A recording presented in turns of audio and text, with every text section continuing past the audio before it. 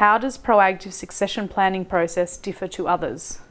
The proactive succession planning process, I think probably for most people need to understand it's a very broad, holistic process for a start.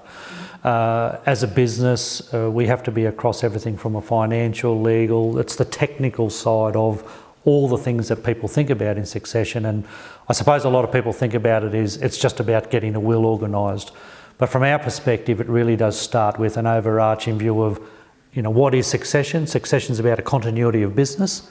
That continuity of business requires a transition of people through what they do in that business. So it's the generational transfer in that context. It's management and who's in charge making decisions. It's about leadership, and ultimately it is about an estate plan. But within all of that, the estate plan, for a lot of people, they might think it's a quite simple process of the assets divide by the number of heads and you equalise it and you call that an estate plan. In the practical reality, that just doesn't work in an agricultural sense. We've often got quite high asset bases. The cash flows that come from those businesses are often not large. We obviously have a lot of risk and variability in those cash flows. So the challenge in succession is how do you equate what is something that is fair, that people can be comfortable around and have ownership of, where there's often a disproportionate outcome in terms of what the balance might look like. Because for most people, and that's those in the business and that's those outside the business, the need to want to see the business transition and to see the business move to the next generation, that's actually an inbuilt driver. And particularly for the incumbents, mums and dads, they also, that's their life's work, that's their passion, and they want to see that opportunity move forward as well. And we think about it, we're talking generational businesses, 6, 7 generations that we're up to. Some of them aren't as long.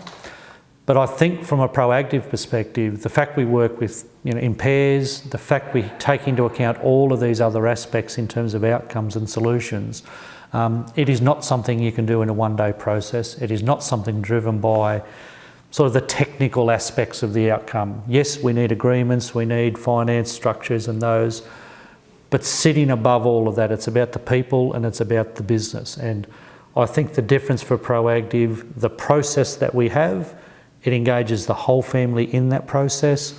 We are very structured, I suppose, in terms of ensuring that the process and taking people through that evolution, it's actually what delivers the outcomes. Without that upfront process, that due diligence, that work, no one in any business should go into a room and tell somebody how they think something should happen because they're not informed.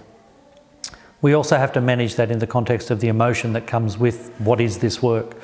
So balancing out the logical side versus that personal and that emotional side, it's really the egg and the flour in the mix. And if you can put those two things together and blend that well, then you've got outcomes.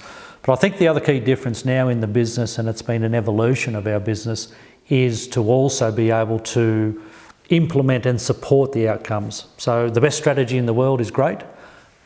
The real value proposition and the transfer is actually implementing the changes. And so with our process today, we support that implementation process. We basically project manage the family to get them to the right technical advisors, the right solutions, the right outcomes that are in line with the overall strategy. And in that space, the doing piece and putting the rubber on the road, that's the real difference, I think, in what we deliver relative to anyone else in the marketplace.